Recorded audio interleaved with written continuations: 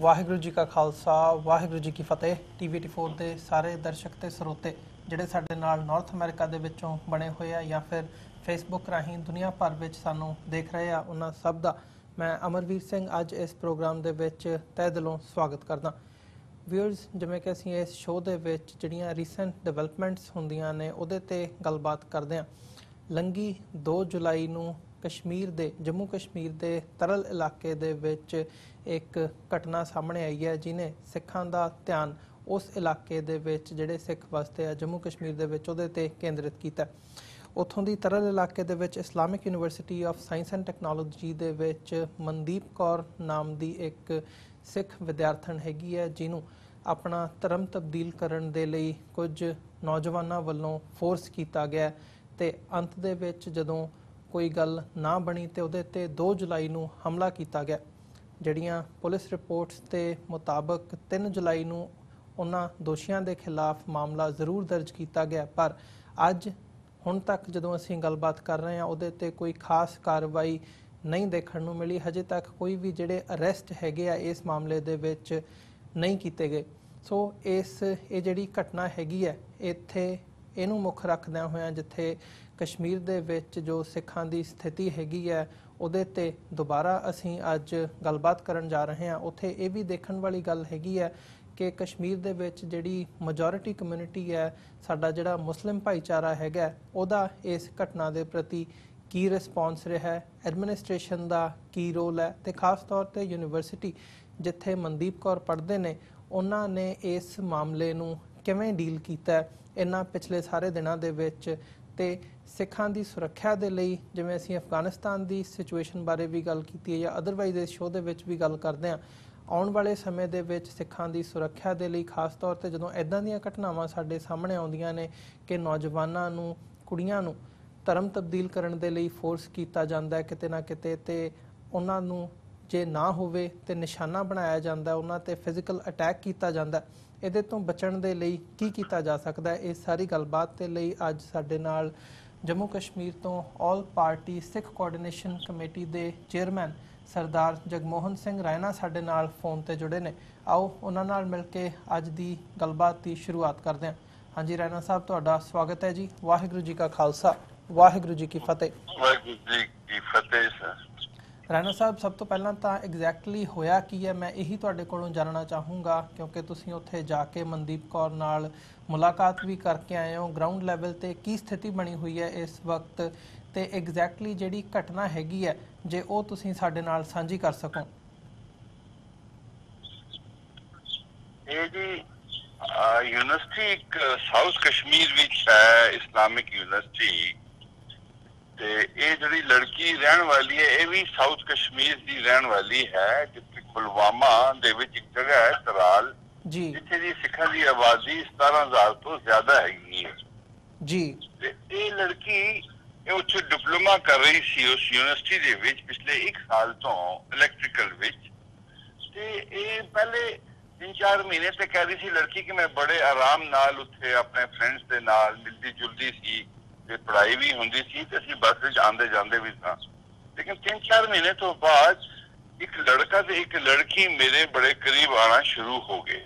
ਜੀ। ਤੇ ਉਹਨਾਂ ਨੇ ਜਿਹਦਾ ਨਾਂ, ਲੜਕੀ ਦਾ ਨਾਂ ਸ਼ਿਮੂ ਸੀ ਔਰ ਲੜਕੇ ਦਾ ਨਾਂ ਯਾਵਰ, दोनों इसलिए करीब आए, मेरे नाल गलबात करने लगे ते मैनू हमेशा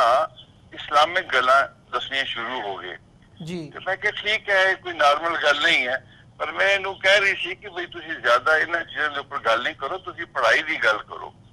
पर वो फिर अपने उसे मुद्दे ते लगे रहे। ये कोई एक सेमेस्टर पास करन तो बाद जिसले रमजान दा मंथ आया तो कहने लगे जी आप भी सर पर वैसे ही बांधो जैसे मुस्लिम लड़कियां दुपट्टा बंदी ने जी। मैं क्या भी असी तो ऐसा नहीं बांधे, हजाब जिन्हों कहते ने, इन्हें उस पान तो मना कर दिता। ये कहती असी अपना दुपट्टा लैके ही चलते हैं। उतों थोड़ी थोड़ी इन्हों की रस्साकशी जी शुरू हुई। फिर इन्हों कहने लगे रमजान के मंथ तू भी रोजे रख, तू भी दिने कुछ नहीं खा पी सारा। कहती मैं इन चीज को रजिस्ट कर दी। उस तो बाद कोई दिन दे बाद एक दिन रोजे खत्म होने तो बाद एक मौलवी आ जाता यूनिवर्सिटी के अंदर, वो अपने नाल ਮੀਟ ਮੁਰਗਾ ਵਗੈਰਾ ਸਾਰਾ ਕੁਝ ਲਿਆਂਦਾ ਇੱਥੇ। ਇਹ ਮੈਨੂੰ ਬੁਲਾਉਂਦੇ ਨੇ, ਆਓ ਅਸੀਂ ਇਕੱਠੇ ਇਹ ਖਾਂਦੇ ਆ। ਤੇ ਮੈਂ ਇਹਨੂੰ ਕਿਹਾ ਕਿ ਅਸੀਂ ਲੋਕ ਝਟਕਾ ਮੀਟ ਖਾਂਦੇ ਆ, ਅਸੀਂ ਹਲਾਲ ਨਹੀਂ ਖਾਂਦੇ ਤੇ ਮੈਂ ਤੇ ਇਹ ਨਹੀਂ ਖਾਂਗੀ। ਬਟ ਉਹ ਬਾਹਰ ਦਾ ਮੌਲਵੀ ਉਹਨੂੰ ਬੜਾ ਪ੍ਰੈਸ਼ਰ ਕਰ ਰਿਹਾ ਸੀ ਕਿ ਆ ਜਾ ਤੂੰ ਇਹ ਸਾਡੇ ਨਾਲ ਬੈਠ ਕੇ ਖਾਣਾ ਖਾ। ਇਹ ਇੱਕ ਸੋਚੀ ਸਮਝੀ ਜਿਹੜੀ ਸਾਜ਼ਿਸ਼ ਸੀ ਉਹਨਾਂ ਲੋਕਾਂ ਦੀ ਕਿ ਬਈ ਇਹਨੂੰ ਅਸੀਂ ਇਸਲਾਮ ਦੇ ਵਿੱਚ ਕਨਵਰਟ ਕਰਨ ਦੀ ਇੱਕ ਕੋਸ਼ਿਸ਼ ਕਰੀਏ। ਪਰ ਇਹ ਲੜਕੀ ਕਿਉਂਕਿ ਸ਼ੁਰੂ ਤੋਂ ਹੀ ਇੱਕ ਸਿੱਖ ਘਰਾਣੇ ਦੀ ਹੈਗੀ ਆ, ਪਾਠ ਪੂਜਾ ਕਰਦੀ ਹੈ ਤੇ ਅੱਛੀ ਤਰ੍ਹਾਂ ਆਪਣੇ ਮਜ਼ਹਬ ਦੇ ਨਾਲ ਪੂਰੀ ਵਾਕਿਫ ਹੈ ਤੇ ਇਸ ਕਰਕੇ ਇਸਨੇ ਇਸ ਜਿਹੜਾ ਇਹਦੇ ਉੱਪਰ ਘੇਰਾ ਜਿਹੜਾ ਉਹਨਾਂ ਪਾਇਆ ਸੀ ਇਹ ਉਸ ਦੇ ਅੰਦਰ ਨਹੀਂ ਆਈ ਤੇ ਇਹ ਥੋੜਾ ਬਹੁਤ ਹੁਣ ਐਬਸੈਂਟ ਰਹਿਣਾ ਸ਼ੁਰੂ ਕਰ ਦਿੱਤਾ। ਐਬਸੈਂਟ ਰਹਿਣ ਤੋਂ ਬਾਅਦ ਫਿਰ ਇੱਕ ਦਿਨ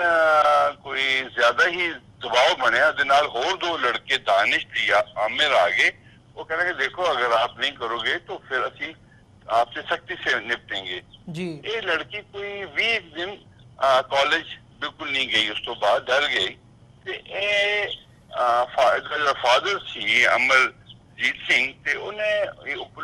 ਪੁਲਿਸ ਫਾਇਰ ਬ੍ਰਿਗੇਡ ਵਿੱਚ ਕੰਮ ਕਰਦਾ ਸੀ, ਰਿਟਾਇਰ ਹੈਗਾ ਤੇ ਉਹ ਇਹਨੂੰ ਲੈ ਕੇ ਯੂਨੀਵਰਸਿਟੀ ਗਿਆ, ਆਪਣੇ ਵਾਈਸ ਚਾਂਸਲਰ ਨੂੰ ਮਿਲਿਆ ਤੇ ਵਾਈਸ ਚਾਂਸਲਰ ਨੂੰ ਕਿਹਾ, ਕੰਪਲੇਂਟ ਕੀਤੀ ਕਿ ਬਈ ਇਸ ਤਰ੍ਹਾਂ ਇਹਦੇ ਪਿੱਛੇ ਕੋਈ ਲੜਕੇ ਇਹਨੂੰ ਮਜ਼ਹਬ ਤਬਦੀਲ ਕਰਨ ਲਈ ਕਹਿ ਰਹੇ ਨੇ, ਇਹ ਠੀਕ ਨਹੀਂ ਹੈ। ਵਾਈਸ ਚਾਂਸਲਰ ਨੇ ਸਟਾਫ ਨੂੰ ਬੁਲਾਇਆ, ਕੋਈ ਲੇਡੀ ਟੀਚਰ ਸੀ ਉਹਨੂੰ ਵੀ ਬੁਲਾਇਆ ਤੇ ਉਹਨੂੰ ਕਹਿਣ ਲੱਗੇ ਕਿ ਕੀ ਕਹਾਣੀ ਚੱਲ ਰਹੀ ਹੈ ਤੇ ਉਹਨਾਂ ਨੇ ਇਸ ਨੂੰ ਕਿਹਾ ਕਿ ਬਈ ਹਾਂ ਇਹਦੇ ਨਾਲ ਇਹ ਪਰੇਸ਼ਾਨੀ ਹੈ ਤੇ ਇਹਨੂੰ ਇਹ ਤੰਗ ਕਰ ਰਹੇ ਨੇ ਤੇ ਉਹਨੇ ਉਸਨੂੰ ਵਾਈਸ ਚਾਂਸਲਰ ਨੇ ਲੜਕੀ ਨੂੰ ਕਿਹਾ ਕਿ ਅੱਛਾ ਤੂੰ ऐसा कर, कल तो बाद तू ਇੱਥੇ ਆ, ਤੂੰ ਮੇਰੀ ਬੇਟੀ ਹੈ ਤੇ ਮੈਂ ਦੇਖਾਂਗਾ ਤੇਰੇ ਨਾਲ ਕੋਈ ਐਸਾ ਕੋਈ ਬੰਦਾ ਕੁਝ ਨਹੀਂ ਕਰੇਗਾ। ਇਹ 2 ਤਾਰੀਖ ਨੂੰ 2 ਜੁਲਾਈ ਨੂੰ ਇਹ ਯੂਨੀਵਰਸਿਟੀ ਜਾਣ ਲਈ ਘਰੋਂ ਨਿਕਲੀ ਤੇ ਅਜੇ ਬੱਸ ਸਟੈਂਡ ਤੇ ਖੜੀ ਸੀ ਕਿ 2 ਲੜਕੇ ਨਕਾਬਪੋਸ਼ ਆ ਕੇ ਉਹਨਾਂ ਨੇ ਛੁਰੀ ਨਾਲ ਇਸ ਦੇ ਉੱਪਰ ਇੱਕ ਵਾਰ ਕੀਤਾ ਕਿਉਂਕਿ ਸਿੱਖ ਲੜਕੀ ਸੀ, ਵਾਸਿਲ ਕਮਿਊਨਿਟੀ ਦੀ ਲੜਕੀ ਸੀ ਤੇ ਇਹਨੇ ਉਸ ਛੁਰੀ ਨੂੰ ਉਸਨੂੰ ਹਮਲਾ ਕੀਤਾ ਤੇ ਇਸਨੇ ਉਸਨੂੰ ਫੜ ਲਈ। ਉਸ ਫੜਦੇ ਇਸਨੂੰ ਬਾਜ਼ੂ ਨੂੰ ਵੀ ਉਸ ਕੱਟ ਉਹਦਾ ਲੱਗ ਗਿਆ ਤੇ ਉਸ ਤੋਂ ਬਾਅਦ ਇਹ ਲੜਕੀ ਹਸਪਤਾਲ ਚਲੀ ਗਈ। ਹਸਪਤਾਲ ਤੋਂ ਬਾਅਦ ਇਹਨੂੰ ਉੱਥੇ ਉਹ ਪੱਟੀ ਵੱਟੀ ਲਗਾਈ ਤੇ ਉਸ ਤੋਂ ਬਾਅਦ ਆ ਕੇ ਤੇ ਫਿਰ ਇਹ ਮਸਲਾ ਪੁਲਿਸ ਕੋਲ ਚਲਾ ਗਿਆ। ਪੁਲਿਸ ਨੇ ਰਜਿਸਟਰ ਕੀਤਾ लेकिन पुलिस बड़ा स्लो प्रोसेस भी चल रही थी ਤੇ ਉਸ ਤੋਂ ਬਾਅਦ ਫਿਰ ਪੁਲਿਸ ਜਦੋਂ ਥੋੜਾ ਪ੍ਰੈਸ਼ਰ ਹੋਇਆ ਪਬਲਿਕ ਦੀ ਤਰਫੋਂ ਤੇ ਪੁਲਿਸ ਫਿਰ ਇਹਨਾਂ ਦੇ ਘਰ ਗਈ, ਫਿਰ ਬਿਆਨ ਵਗੈਰਾ ਦਰਜ ਹੋਏ, ਇਹ ਮਸਲਾ ਸਾਰਾ ਉੱਥੇ ਹੋਇਆ ਹੈ। ਜੀ ਰਾਣਾ ਸਾਹਿਬ, ਕਿਤੇ ਨਾ ਕਿਤੇ ਇੱਕ ਜਿਹੜੀ ਮੀਡੀਆ ਦੇ ਵਿੱਚ ਵੀ ਗੱਲ ਸਾਹਮਣੇ ਆ ਰਹੀ ਹੈ ਵੀ ਜਿਹੜੀਆਂ ਅਥਾਰਟੀਜ਼ ਹੈਗੀਆਂ ਨੇ, ਖਾਸ ਤੌਰ ਤੇ ਜਿਹੜੀ ਯੂਨੀਵਰਸਿਟੀ ਦਾ ਪ੍ਰਸ਼ਾਸਨ ਹੈ ਉਹਦੇ ਵੱਲੋਂ ਇਸ ਸਾਰੇ ਮਾਮਲੇ ਨੂੰ ਲਾਈਟਲੀ ਲਿਆ ਗਿਆ। ਉਹਨਾਂ ਨੇ ਕਿਹਾ ਵੀ ਸੁਰੱਖਿਆ ਅਸੀਂ ਨਹੀਂ ਕਰ ਸਕਦੇ ਤੇ ਇਸ ਕਰਕੇ ਇਹਨੂੰ ਜੇ ਮਾਮਲੇ ਨੂੰ ਰਫਾ ਦਫਾ ਕੀਤਾ ਜਾਵੇ ਤਾਂ ਹੀ ਬਿਹਤਰ ਹੋਵੇਗਾ। ਇਦਾਂ ਦਾ ਰਵੱਈਆ ਜਿਹੜਾ ਹੈਗਾ ਕਿ ਯੂਨੀਵਰਸਿਟੀ ਵੱਲੋਂ ਦਿਖਾਇਆ ਗਿਆ। ਦੇਖੋ ਜੀ, ਐਕਚੁਅਲੀ ਜਿਹੜਾ ਸਾਊਥ ਕਸ਼ਮੀਰ ਹੈ ਜਿਹਦੇ ਵਿੱਚ ਡਿਸਟ੍ਰਿਕਟ ਸ਼ੁਪੀਆਂ ਕੁਲਗਾਮ ਆਉਂਦਾ ਹੈ, ਉਹ ਏਰੀਆ ਪਿਛਲੇ 5-6 ਮਹੀਨੇ ਤੋਂ ਬੜਾ ਵਲਨਰੇਬਲ ਹੈ ਕਿਉਂਕਿ ਉੱਥੇ ਨਾ ਕਾਲਜ ਖੁੱਲਦੇ ਨੇ ਨਾ ਸਕੂਲ ਖੁੱਲਦਾ ਹੈ। ਡੇਲੀ ਉੱਥੇ ਕੋਈ ਨਾ ਕੋਈ ਜਿਹੜਾ ਕ੍ਰੈਕਡਾਊਨ ਹੁੰਦਾ ਹੈ ਜਾਂ ਪੁਲਿਸ ਦੇ ਨਾਲ, ਆਰਮੀ ਦੇ ਨਾਲ ਮਿਲੀਟੈਂਟਸ ਦਾ ਜਿਹੜਾ ਇੰਟਰੈਕਸ਼ਨ ਹੋ ਜਾਂਦੀ ਹੈ, ਮਤਲਬ ਫਾਇਰਿੰਗ, ਕ੍ਰਾਸ ਫਾਇਰਿੰਗ ਹੋ ਜਾਂਦੀ ਹੈ। ਇਹਦੀ ਦੀ ਹਾਲਤ ਜਿਹੜੀ ਹੈ ਇਸ ਤਰ੍ਹਾਂ ਹੀ ਬੜੀ ਖਰਾਬ ਹੈ ਤੇ ਵਾਈਸ ਚਾਂਸਲਰ ਮੇਰਾ ਖਿਆਲ ਉਹ ਉਸ ਲੜਕਿਆਂ ਕੋਲੋਂ ਉੱਥੇ ਦੇ ਮਾਹੌਲ ਦੇਖਣ ਦੇ ਬਾਅਦ ਡਰਦੇ ਨੇ ਤੇ ਉਹ ਕੋਈ ਐਸੀ ਕਾਰਵਾਈ ਨਹੀਂ ਕਰ ਸਕਦੇ, ਹਿੰਮਤ ਨਹੀਂ ਲੈਂਦੇ ਕਰਦੇ ਤੇ ਇਸ ਕਰਕੇ ਉਹ ਮੇਰੇ ਖਿਆਲ ਇਸ ਮਾਮਲੇ ਦੇ ਵਿੱਚ ਉਸਨੇ ਕੋਈ ਜ਼ਿਆਦਾ ਆਪਣੀ ਜਿਹੜੀ ਇੱਕ ਐਡਮਿਨਿਸਟ੍ਰੇਟਿਵ ਸੈਟਅਪ ਉਹ ਨਹੀਂ ਦੱਸਿਆ ਕਿ ਬਈ ਉਹ ਕਾਰਵਾਈ ਕਰੇ ਤੇ ਉਹ ਕੁਝ ਉਹਨੇ ਡਿਲੇ ਡਾਇਲ ਵੀ ਕੀਤਾ ਜਿਸ ਕਰਕੇ ਮਾਮਲਾ बढ़ ਗਿਆ। ਅਗਰ ਇਹ ਕਾਰਵਾਈ ਉਸ ਸੁਲਤਾਨ ਤੇ ਕਰਦੇ ਤੇ ਹੋ ਸਕਦਾ ਸ਼ਾਇਦ ਇਹ ਗੱਲ ਉੱਥੇ ਹੀ ਬੈਠ ਜਾਂਦੀ। ਪਰ ਉਹਨਾਂ ਦੀ ਸਭ ਤੋਂ ਕਮਜ਼ੋਰੀ ਜਿਹੜੀ ਰਹੀ ਕਿ ਉਹਨੇ ਹਾਲਾਤ ਨੂੰ ਦੇਖਦੇ ਹੋਏ ਵਾਈਸ ਚਾਂਸਲਰ ਨੇ ਕੋਈ ਐਸਾ ਸਟੈਪ ਨਹੀਂ ਲਿਆ। ਲੇਕਿਨ ਜਿਸ ਦਬਾਅ ਹੁਣ ਸਾਡੀ ਕਮਿਊਨਿਟੀ ਦਾ ਆਇਆ, ਸਭ ਤਰਫੋਂ ਲੋਕਾਂ ਨੇ, ਜੰਮੂ ਵਿੱਚ ਥੋੜਾ ਲੋਕਾਂ ਨੇ ਸਟ੍ਰਾਈਕ ਕੀਤੀ, ਬਾਕੀ ਸਿੱਖਾਂ ਨੇ ਰੋਸ ਪੈਦਾ ਕੀਤਾ ਜੰਮੂ ਕਸ਼ਮੀਰ ਦੇ ਵਿੱਚ, ਉਸ ਤੋਂ ਬਾਅਦ ਥੋੜਾ ਵਾਈਸ ਚਾਂਸਲਰ ਐਕਟਿਵ ਹੋਏ ਨੇ ਪਰ ਉਹ ਫਿਰ ਵੀ ਅਜੇ ਲੱਗਦਾ ਨਹੀਂ ਕਿ ਉਹ ਇਸ ਤਰ੍ਹਾਂ ਦੇ ਸਟੈਪ ਜਿਹੜੇ ਉੱਥੇ ਲੈ ਸਕਦੇ ਨੇ। ਬਟ ਇਸ ਦੀ ਸਾਰੀ ਰਿਸਪਾਂਸਿਬਿਲਿਟੀ ਜਿਹੜੀ ਹੈ ਉਹ ਯੂਨੀਵਰਸਿਟੀ ਐਡਮਿਨਿਸਟ੍ਰੇਸ਼ਨ ਦੀ ਹੈ। ਜੀ ਬਿਲਕੁਲ। ਤੇ ਜਿਹੜਾ ਪੁਲਿਸ ਪ੍ਰਸ਼ਾਸਨ ਹੈਗਾ ਉਹਦੀ ਇਸ ਢਿੱਲ ਦੇ ਪਿੱਛੇ ਕੀ ਕਾਰਨ ਹੈ? ਜਿਵੇਂ ਤੁਸੀਂ ਦੱਸ ਰਹੇ ਹੋ ਵੀ 3 ਤਰੀਕ ਨੂੰ ਕੇਸ ਰਜਿਸਟਰ ਹੋਇਆ ਤੇ ਅੱਜ ਤੱਕ ਕੋਈ ਕਾਰਵਾਈ ਨਹੀਂ ਸੋਲਿਡ ਹੋਈ ਤੇ ਹਜੇ ਤੱਕ ਕੋਈ ਅਰੈਸਟ ਵੀ ਇਸ ਮਾਮਲੇ ਦੇ ਵਿੱਚ ਨਹੀਂ ਹੋਇਆ। ਜਿਹੜੇ ਹਮਲਾਵਰ ਸੀ ਉਹਨਾਂ ਦਾ ਅਰੈਸਟ ਗ੍ਰਿਫਤਾਰ ਨਹੀਂ ਕੀਤਾ ਜਾ ਸਕਿਆ, ਇਹਦੇ ਪਿੱਛੇ ਕੀ ਕਾਰਨ ਸਮਝਦੇ ਹੋ? ਤੁਹਾਡੀ ਗੱਲਬਾਤ ਪ੍ਰਸ਼ਾਸਨ ਨਾਲ ਜਿਹੜੀ ਹੋਈ ਹੈ ਉਹਦੇ ਵਿੱਚੋਂ ਕੀ ਆਉਂਦਾ? ਜੀ ਐਕਚੁਅਲੀ ਉੱਥੇ ਦੇ ਹਾਲਾਤ ਇਸ ਤਰ੍ਹਾਂ ਨੇ ਕਿ ਪੁਲਿਸ ਦੇ ਅਕਸਰ ਤੁਸੀਂ ਸੁਣ ਰਹੇ ਹੋ ਕਿ ਕਾਫੀ ਪੁਲਿਸ ਦੇ ਲੋਕ ਮਾਰੇ ਜਾ ਰਹੇ ਨੇ ਜੀ। ਇਹ ਲੜਕੇ ਪੁਲਿਸ ਦੇ ਥਾਣੇ ਤੇ ਹਮਲੇ ਕਰਦੇ ਨੇ ਤੇ ਉੱਥੋਂ ਮਤਲਬ ਉਹਨਾਂ ਕੋਲੋਂ ਬੰਦੂਕਾਂ ਵੀ ਲੈ ਜਾਂਦੇ ਤੇ ਪੁਲਿਸ ਹੀ ਐਸੇ ਹਾਲਾਤ ਵਿੱਚ ਡਰਦੀ ਹੈ ਕਿ ਕੋਈ ਵੀ ਕਾਰਵਾਈ ਜਿਹੜੀ ਗੈਰ ਜ਼ਰੂਰੀ ਹੈ ਉਹ ਇਸ ਚੀਜ਼ ਨੂੰ ਗੈਰ ਜ਼ਰੂਰੀ ਸਮਝਦੇ ਨੇ ਜੀ। ਸਾਰੀ ਕਾਰਵਾਈ ਜਿਹੜੀਆਂ ਮਿਲੀਟੈਂਸੀ ਰਿਲੇਟਡ ਨੇ ਤੇ ਉਹ ਥੋੜੇ ਬਹੁਤ ਸੋਲੂਸ਼ਨ, ਲੇਕਿਨ ਹੁਣ ਜਿਹੜੇ ਪ੍ਰੈਸ਼ਰ ਸਭ ਤਰਫੋਂ ਆਇਆ ਹੈ ਕਿਉਂਕਿ ਪੰਜਾਬ ਦੇ ਵਿੱਚ ਵੀ ਲੀਡਰਸ਼ਿਪ, ਜ਼ਿਲ੍ਹੇ ਦੀ ਲੀਡਰਸ਼ਿਪ ਵੀ ਸਾਰੀ ਉਸਨੇ ਇਸ ਗੱਲ ਦੇ ਉੱਪਰ ਵਿਚਾਰ ਕੀਤਾ ਹੈ ਤੇ ਉਸ ਨਾਲ ਇੱਕ ਅਸਰ ਜਿਹੜਾ ਇਹਨਾਂ ਦੇ ਉੱਪਰ ਹੋਇਆ ਤੇ ਕੱਲ ਸੰਡੇ ਨੂੰ 2 ਲੜਕੇ ਉਹਨਾਂ ਨੇ ਅਰੈਸਟ ਕੀਤੇ ਨੇ, ਲੇਕਿਨ ਅਜੇ ਕਨਫਰਮ ਨਹੀਂ ਹੋਇਆ, ਲੇਕਿਨ ਉਹਨਾਂ ਕਿਹਾ ਕਿ 2 ਲੜਕੇ ਅਰੈਸਟ ਹੋਏ ਨੇ। ਬਟ ਕਾਰਵਾਈ ਬੜੀ ਸਲੋ ਹੋਈ ਹੈ। ਇਹ ਕਾਰਵਾਈ ਬਹੁਤ ਜਲਦੀ ਹੋਣੀ ਚਾਹੀਦੀ ਸੀ। ਹਾਦਸਾ 2 ਤਾਰੀਖ ਨੂੰ ਹੋਇਆ ਸੀ, FIR 2 ਤਾਰੀਖ ਨੂੰ ਰਜਿਸਟਰ ਕੀਤਾ ਹੈ, ਬਟ ਇੰਨੇ ਦਿਨ ਨਹੀਂ ਹੋਣੇ ਲੱਗਣੇ ਚਾਹੀਦੇ ਸੀ ਜੀ। ਰਾਣਾ ਸਾਹਿਬ, ਇਹ ਸਾਰੇ ਮਾਮਲਾ ਜਦੋਂ ਅਸੀਂ ਦੇਖਦੇ ਹਾਂ ਧਰਮ ਤਬਦੀਲ ਕਰਨ ਦਾ ਹੋਵੇ ਫੋਰਸਫੁਲੀ, ਤਾਂ ਜਿੱਥੇ ਤੁਸੀਂ ਮੈਜੋਰਿਟੀ ਕਮਿਊਨਿਟੀ ਦੇ ਨਾਲ ਵਾਹ ਵਾਸਤਾ ਉੱਥੇ ਜੰਮੂ ਕਸ਼ਮੀਰ ਦੇ ਵਿੱਚ ਰੱਖਦੇ ਹੋ, ਤਾਂ ਕੀ ਇੱਦਾਂ ਦੀਆਂ ਘਟਨਾਵਾਂ ਅਦਰਵਾਈਜ਼ ਵੀ ਸਾਹਮਣੇ ਆਉਂਦੀਆਂ ਨੇ ਜਾਂ ਜੰਮੂ ਕਸ਼ਮੀਰ ਦੇ ਵਿੱਚ ਦੇਖਣ ਨੂੰ ਮਿਲਦੀਆਂ ਨੇ ਜਿੱਥੇ ਬੱਚੀਆਂ ਨੂੰ ਫੋਰਸਫੁਲੀ ਧੱਕੇ ਦੇ ਨਾਲ ਧਰਮ ਤਬਦੀਲ ਕਰਨ ਲਈ ਫੋਰਸ ਕੀਤਾ ਜਾਂਦਾ ਹੋਵੇ? ਦੇਖੋ ਜੀ, ਕਸ਼ਮੀਰ ਦੇ ਵਿੱਚ ਬੜੀ ਤਰ੍ਹਾਂ ਦੀਆਂ ਐਕਟੀਵਿਟੀਜ਼ ਜਿਹੜੀਆਂ ਚੱਲ ਰਹੀਆਂ ਨੇ। ਇੱਥੇ ਕੁਝ ਗਰੁੱਪ ਜਿਹੜੇ ਨੇ ਜਿਸ ਤਰ੍ਹਾਂ ਆਜ਼ਾਦੀ ਦੀ ਗੱਲ ਕਰ ਰਹੇ, ਕੁਝ ਲੋਕ ਪਾਕਿਸਤਾਨ ਨਾਲ ਜਾਣ ਦੀ ਗੱਲ ਕਰ ਰਹੇ ਤੇ ਇਸੇ ਵਿੱਚ ਕੁਝ ਲੋਕ ਜਿਹੜੇ ਇਸਲਾਮਿਕ ਗੱਲਾਂ ਵੀ ਕਰਦੇ ਨੇ ਜੀ। ਪਿਛਲੇ ਕਈ ਸਾਲਾਂ ਤੋਂ, ਮੇਰੇ ਖਿਆਲ ਕੋਈ ਪਿਛਲੇ 25 ਸਾਲ ਤੋਂ ਇੱਥੇ ਇਸਲਾਮਿਕ ਗਰੁੱਪ ਵੀ ਬੜੇ ਐਕਟਿਵ ਹੋ ਗਏ ਨੇ। ਹੁਣ ਉਹਨਾਂ ਦਾ ਇਹ ਪਤਾ ਨਹੀਂ ਕਿ ਉਹਨਾਂ ਦਾ ਬੇਸ ਕਿੱਥੋਂ ਦਾ ਹੈ ਜੀ। ਸਾਡੇ ਕਸ਼ਮੀਰ ਦੇ ਵਿੱਚ ਕੋਈ 23 ਤੋਂ ਜ਼ਿਆਦਾ ਲੜਕੀਆਂ ਜਿਹੜੀਆਂ ਸਿੱਖ ਲੜਕੀਆਂ ਡਿਫਰੈਂਟ ਇਲਾਕਿਆਂ ਤੋਂ ਇਹਨਾਂ ਨੇ ਧਰਮ ਉਹਨਾਂ ਦਾ ਚੇਂਜ ਕਰਵਾ ਲਿੱਤਾ, ਉਹ ਸਿੱਖ ਤੋਂ ਮੁਸਲਿਮ ਬਣ ਗਏ ਨੇ ਔਰ ਉਹਨਾਂ ਦੀ ਮੈਰਿਜਸ ਹੋ ਗਈ ਨੇ। 23 ਦੀ ਗਿਣਤੀ ਹੈਗੀ ਹੈ। ਹਾਂਜੀ ਹਾਂਜੀ ਜੀ। ਤੇ ਉਸ ਤੋਂ ਪਹਿਲਾਂ ਵੀ ਕੋਈ ਪੰਜਾਬ ਤੋਂ ਵੀ ਕਾਫੀ ਲੜਕੀਆਂ ਇੱਥੇ ਪੜ੍ਹਨ ਆਉਂਦੀ ਸਨ, B.Ed ਕਰਨ ਆਉਂਦੀ ਸਨ। B.Ed ਨਹੀਂ ਸੀਗੇ ਕਾਲਜਿਸ ਇਨ ਪੰਜਾਬ ਦੇ ਵਿੱਚ, ਤੇ ਉਹ ਲੜਕੀਆਂ ਇੱਥੇ ਪੜ੍ਹਨ ਆਉਂਦੇ ਸਨ। ਉਹਨਾਂ ਦੇ ਵੀ ਡੋਰੇ ਪਾਏ ਨੇ ਤੇ ਉਹਨਾਂ ਦੀ ਨੰਬਰ ਵੀ ਕੋਈ 150-200 ਤੋਂ ਉੱਪਰ ਹੀ ਹੈ ਇੱਥੇ ਜੀ। ਪਿੱਛੇ ਇੱਕ ਜਰਨਲਿਸਟ ਸੀਗਾ, ਉਹ ਸਰਵੇ ਕਰ ਰਿਹਾ ਸੀ ਤੇ ਉਹਨੇ ਮੈਨੂੰ ਇਹ ਗੱਲ ਦੱਸੀ ਹੈ। ਤੇ ਇੱਥੇ ਗਰੁੱਪ ਹੈ ਬਿਲਕੁਲ ਜਿਹੜਾ ਇਸ ਤਰ੍ਹਾਂ ਦਾ ਕੰਮ ਕਰਦਾ ਹੈ। ਇਹ ਤੇ ਨਹੀਂ ਕਿ ਭਈ ਕਿਸੇ ਦਾ ਲਵ ਅਫੇਅਰ ਹੋ ਜਾਏ ਕਿਸੇ ਨਾਲ, ਮੁਸਲਿਮ ਦਾ ਸਿੱਖ ਨਾਲ ਹੋ ਜਾਏ ਜਾਂ ਸਿੱਖ ਦਾ ਮੁਸਲਿਮ ਨਾਲ ਹੋ ਜਾਏ, ਉਹ ਗੱਲ ਵੱਖਰੀ ਹੈ। ਪਰ ਜਿਹੜੀ ਇੱਕ ਆਰਗੇਨਾਈਜ਼ ਵੇ ਨਾਲ ਚੀਜ਼ ਹੋ ਰਹੀ ਹੈ, ਉਹ ਸਾਨੂੰ ਉਸਦਾ ਬੜਾ ਇੱਕ ਦੁੱਖ ਹੈ ਕਿ ਇਹ ਚੀਜ਼ਾਂ ਜਿਹੜੀਆਂ ਹੁਣ ਅੱਛੇ ਸੇ ਕਰਨ ਦੀ ਲੜਕੀਆਂ, ਇੱਕ ਅੱਛੀ ਪੜ੍ਹੀ ਲਿਖੀ ਲੜਕੀਆਂ, ਲੈਕਚਰਰ ਤੋਂ ਲੈ ਕੇ ਬੈਂਕ ਇੰਪਲਾਈ ਤੋਂ ਲੈ ਕੇ ਅੱਛੀ ਲੜਕੀਆਂ ਜਿਹੜੀਆਂ ਉਹ ਆਪਣਾ ਧਰਮ ਤਬਦੀਲ ਕਰਕੇ ਆਪਣੇ ਘਰੋਂ ਚਲੇ ਗਈ ਨੇ। ਇੱਥੇ ਪਿੱਛੇ ਇੱਕ ਵਾਕਾ ਹੋਇਆ ਸੀ, ਇੱਕ ਲੜਕੀ ਸੀ, ਮੈਂ ਬੜਾ ਕਰੀਬ ਉਸ ਕੇਸ ਵਿੱਚ ਗਿਆ ਤੇ ਮੈਂ ਉਹ ਦੇਖਿਆ ਕਿ ਉਸ ਲੜਕੀ ਨੂੰ ਵੀ ਇਸੇ ਤਰ੍ਹਾਂ ਕਾਲਜ ਦੇ ਵਿੱਚ ਕੋਈ ਲੜਕੇ ਨੂੰ ਜ਼ਾਕਿਰ ਨਾਇਕ ਦੇ ਕਹਿੰਦਾ ਆਪ ਉਹ ਸੁਣਾ ਕਰੋ, ਉਹ ਬੜਾ ਅੱਛਾ ਲੈਕਚਰ ਹੁੰਦਾ ਹੈ। ਉਹ ਲੜਕੀ ਆਪਣੀ ਡਾਇਰੀ ਦੇ ਉੱਪਰ ਡੇਢ ਲਿਖੀ ਸੀ, ਆਈ ਜ਼ਾਕਿਰ ਨਾਇਕ ਨੇ ਇਹ ਕਿਹਾ, ਆਈ ਜ਼ਾਕਿਰ ਨਾਇਕ ਨੇ ਇਹ ਕਿਹਾ। ਉਹ ਇਸ ਤਰ੍ਹਾਂ ਦਾ ਇੱਕ ਆਰਗੇਨਾਈਜ਼ ਗਰੁੱਪ ਜੋ ਹੈ ਕਸ਼ਮੀਰ ਦੇ ਵਿੱਚ, ਜੋ ਇਸ ਤਰ੍ਹਾਂ ਦੇ ਲੋਕਾਂ ਦੇ ਉੱਪਰ ਡੋਰੇ ਪਾਉਂਦਾ ਹੈ। ਕਾਫੀ ਲੜਕੀਆਂ ਸਾਡੇ ਜੰਮੂ ਤੋਂ ਵੀ ਧਰਮ ਤਬਦੀਲ ਕਰਕੇ ਕਸ਼ਮੀਰ ਵਿੱਚ ਲਿਆਈ ਗਈ ਨੇ। ਇਹ ਸਭ ਸਾਨੂੰ ਅੱਛਾ ਨਹੀਂ ਲੱਗਦਾ ਕਿ ਭਾਈ ਤੁਸੀਂ ਠੀਕ ਹੈ ਲਾਓ ਫਿਰ ਕਿਸੇ ਨਾਲ ਵੀ ਹੋਵੇ, ਉਹ ਗੱਲ ਠੀਕ ਹੈ, ਉਹ ਖੁੱਲੀ ਹੈ, ਲੇਕਿਨ ਜਿੱਥੇ ਇੱਕ ਆਰਗੇਨਾਈਜ਼ ਵੇ ਨਾਲ ਧਰਮ ਤਬਦੀਲ ਕਰਨ ਦੀ ਪਾਲਿਸੀ ਹੋਏ ਉਸ ਦੇ ਖਿਲਾਫ ਅਸੀਂ ਬਿਲਕੁਲ ਔਰ ਪਹਿਲੀ ਵਾਰ ਅਸੀਂ ਬੜਾ ਰੋਸ਼ ਜਿਹੜਾ ਪ੍ਰਗਟ ਕੀਤਾ ਹੈ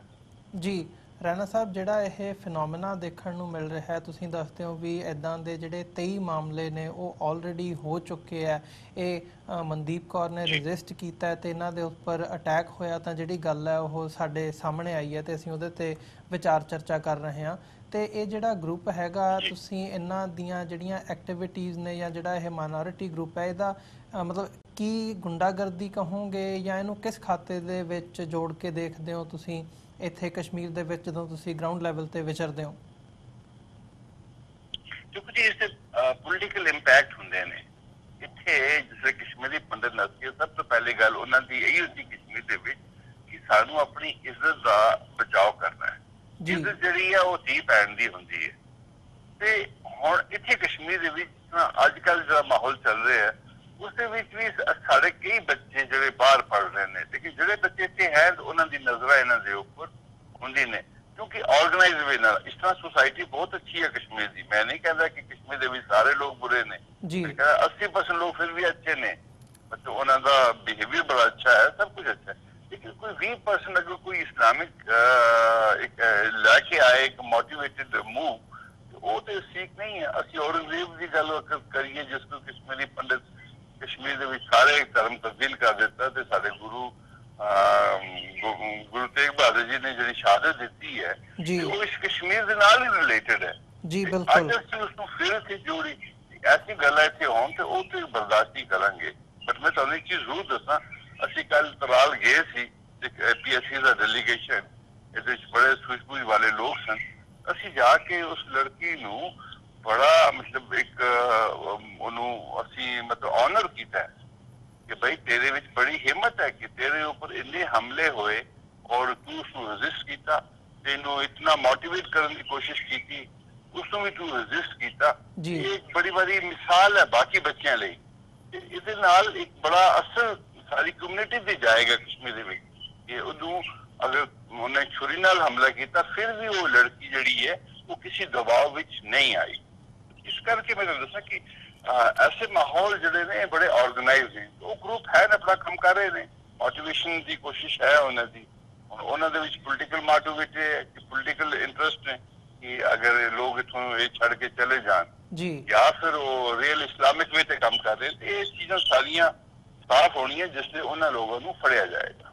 ਜੀ ਰੈਣਾ ਸਾਹਿਬ ਇਸ ਸਾਰੇ ਮਾਮਲੇ ਨੂੰ ਜਦੋਂ ਅਸੀਂ ਦੇਖਦੇ ਹਾਂ ਜਾਂ ਓਵਰਆਲ ਸਿਚੁਏਸ਼ਨ ਦੀ ਗੱਲ ਕਰਦੇ ਹਾਂ ਤੇ ਇਹਦੇ ਵਿੱਚ ਜਿਹੜੀ ਉੱਥੇ ਮੈਜੋਰਿਟੀ ਕਮਿਊਨਿਟੀ ਵਸਦੀ ਹੈ ਮੁਸਲਿਮ ਭਾਈਚਾਰੇ ਦਾ ਕਾਫੀ ਵੱਡਾ ਰੋਲ ਹੈ ਕਿ ਉਹ ਆਪਣੇ ਨਾਲ ਜਿਹੜੇ ਭਾਈਚਾਰੇ ਵਸਦੇ ਆ ਉਹਨਾਂ ਦੇ ਨਾਲ